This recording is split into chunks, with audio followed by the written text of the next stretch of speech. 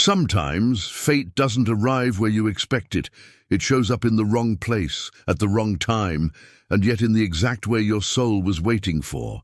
Imagine a lonely widower, broken and raising his child alone, praying night after night for a miracle. And imagine a woman desperate for a new beginning, stepping off the wrong train at the wrong station, only to hear a little girl's voice cry out, "Papa!"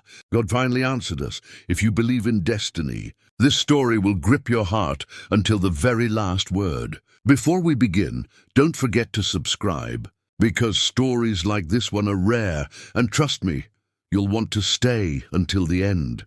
The night was cold when the train screeched into the small rural station, its whistle echoing across the empty fields like a cry in the dark. And Mary stepped down onto the cracked wooden platform, clutching a worn leather suitcase, her hands trembling not from the cold, but from fear of the unknown, for she had agreed to become a mail-order bride after a lifetime of disappointment, betrayal, and silence that echoed through her heart. She had been promised a man waiting in a city several miles away, but exhaustion, confusion, and the blurred instructions of her ticket led her to step off here, in a town so small it barely had a name.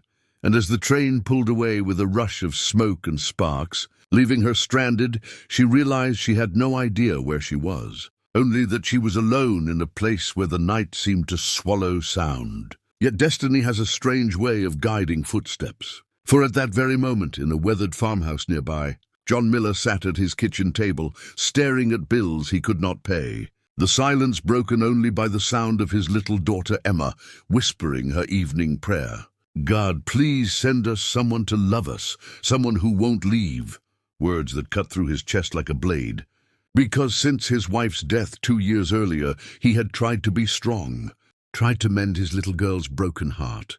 But grief had built walls around him so high he no longer believed in miracles. And yet, as Mary adjusted her coat and walked hesitantly toward the dim light of the town's only street lamp, Emma pressed her small face against the window and gasped, pointing with wide eyes as though heaven had opened, crying out, "Papa!" Look, God finally answered us, and John, startled, turned to see a stranger standing in the pale glow, lost and fragile, but carrying an air of resilience. And though neither of them knew it, the wrong station on the wrong night had just become the beginning of everything. John hesitated at the door, his hand tightening around the wooden frame, as Emma tugged at his sleeve with wide, pleading eyes, insisting that the woman standing by the street lamp was heaven's answer to her prayers. Yet all he could see was a stranger. A risk, a complication he could not afford, because his heart was still a battlefield between grief and survival, and he did not trust the world enough to let anyone close again. But Mary, clutching her suitcase and trying to steady her breath, felt the same uncertainty in her chest, wondering if fate had betrayed her by leading her to the wrong place, or perhaps had gifted her something she didn't yet understand. For she had come to America to escape loneliness, to find a husband who would give her a fresh start. But now she was stranded in a town where no one was expecting her, and the weight of her past, years of being overlooked, abandoned, and treated as though her worth was a burden, pressed heavy on her shoulders, threatening to collapse her courage. Still, Emma's voice cut through the night with a clarity stronger than any doubt, calling out, "Papa, she looks lost, can't we help her?" And John, weary and conflicted, stepped outside, his boots crunching against gravel as he approached the fragile figure, his guarded voice carrying suspicion as he asked if she needed directions, to which Mary, cheeks flushed with both cold and shame, explained haltingly that she had stepped off at the wrong station and had nowhere to go until the next train, her words trembling yet dignified.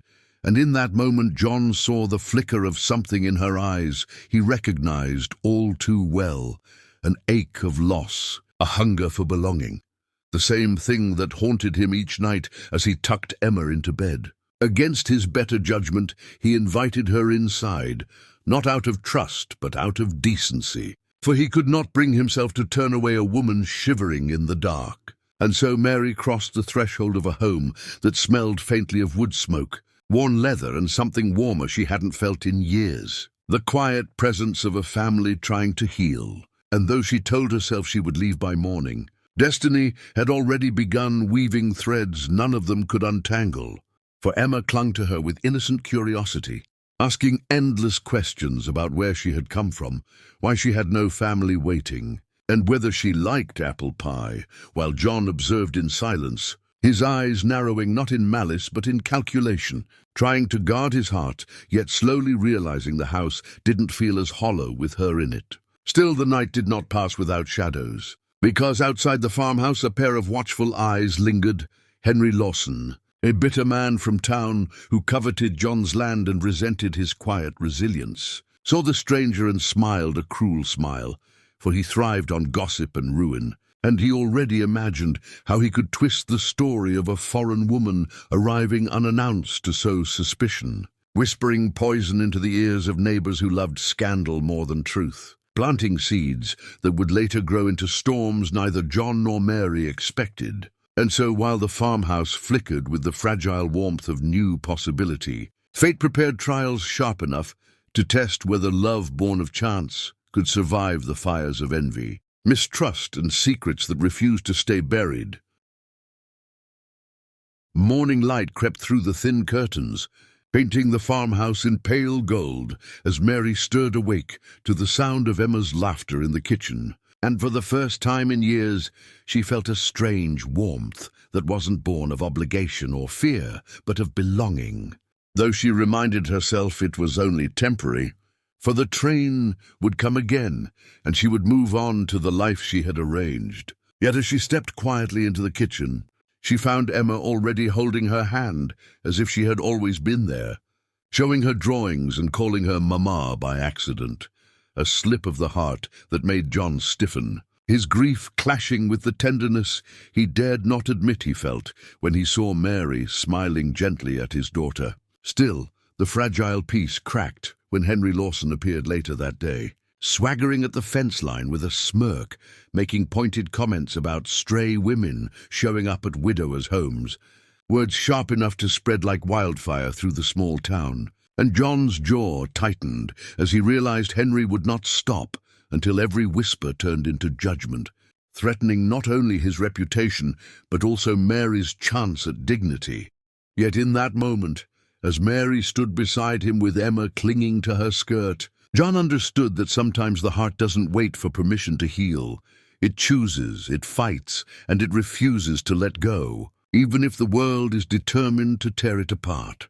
The days that followed were heavy with tension as whispers spread through the town, fueled by Henry's venom, and John feared that allowing Mary to stay would cost him the respect he had worked so hard to keep. Yet when Emma fell ill with fever one stormy night, it was Mary who stayed at her bedside, cooling her forehead, praying softly, and refusing to rest until the child's breathing steadied, proving with every heartbeat that she was no burden but a blessing. And as dawn broke, John realized that the woman who had stepped off the wrong train had somehow stepped directly into the emptiest part of his soul, filling it with something he thought he'd lost forever: hope. When Henry returned, spewing his slander before the townsfolk, John shocked them all by standing tall and declaring Mary was not a stranger, but his future, a woman he would protect and honor. And though gasps rippled through the crowd, it was Emma's small, trembling voice that silenced every doubt as she whispered, "Papa." God finally answered us, words that carried the weight of truth no gossip could undo. And so the wrong station became the right destiny, the broken family became whole again, and the story that began with a mistake ended as a miracle, proving that sometimes love doesn't arrive where you expect. It finds you where you need it most.